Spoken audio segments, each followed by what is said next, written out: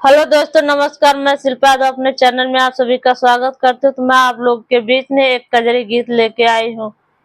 अगर मेरी गीत आप लोगों को कैसी लगेगी कमेंट करके जरूर बताना। पिया हार गए तोहरा कमाई से, दिल्ली के आवाजाई से ना। पिया हार गए तोहरे कमाई से, दिल्ली के आवाजाई से ना। रोज रोज आना जाना, रुपया पैसा ना कमाना। रोज रोज आना जाना, रुपया पैसा ना कमाना। हम तो हार गए, हम तो हार गए ब्याज के भराई से, दिल्ली के आवाजाई से ना। हम तो हार गए ब्याज के भराई से, दिल्ली के आवाजाई से ना। पिया हार गए तोहरा कमाई से, दिल्ली के आवाजाई से ना।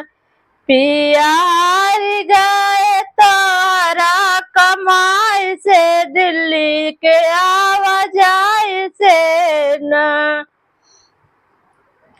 घर में सासुर जगारियां, ननद झगड़ा लगाम। घर में सासुगारियां, ननद झगड़ा लगाम। ससुर फूक दिया सलाई से, दिल्ली के आवाजाई से न।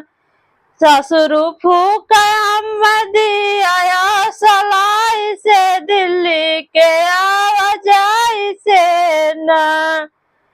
पिया हार गए तोहरा कमाई से, दिल्ली के आवाजाई से ना।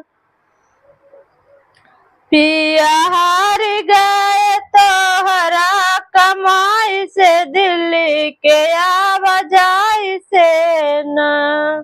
घरमा बबुआ रोवा रोज, मम्मी फिसिया भर दा मोर। घरमा बबुआ रोवा रोज, मम्मी फिसिया भर दा मोर।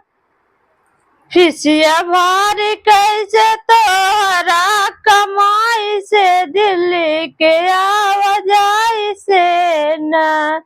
फिसिया कैसे भरी तोहरा कमाई से, दिल्ली के आवाजाई से ना। पिया हार गए तोहरा कमाई से, दिल्ली के आवाजाई से ना। पिया हार गए तोहरा कमाई से, दिल्ली के